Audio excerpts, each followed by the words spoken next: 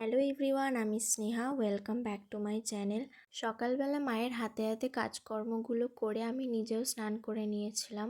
আর মা বাজার থেকে এসে স্নান দান সেরে নিয়েছিল। তারপরে মা পুজোয় বসেছিল। আর আজ যেহেতু বড় ঠাকুরের বার ছিল, তাই মা অনেক কিছুই ফল ফুল কিনে এনেছিল।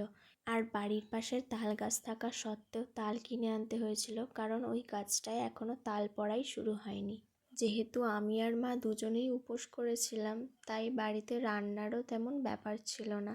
তাই আমি স্কুলের ব্যাগটা একটু ধুয়ে ছাদে শুকোতে দিয়েছিলাম, কিন্তু এটার জল ঝরার আগেই আবার টিপটিপ করে বৃষ্টি শুরু হয়ে গেছিলো। কিছুক্ষণ পরে আবার থেমেও গিয়েছিল। মায়ের ওদিকে পুজো দেওয়া হয়ে যেতে দুজনে একটু ঘুমিয়ে নিয়েছিলাম।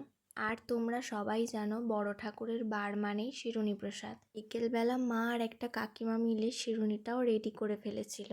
আর পুজো দিতে যাব, শাড়ি পরবো না তা কি কখনো হয়? সাথে ঠোঁটে একটু হালকা শেডের লিপস্টিক আর একটা কানের বসাও করে নিয়েছিলাম। তারপর একটু মিষ্টি কিনে টোটো ধরে নিয়েছিলাম।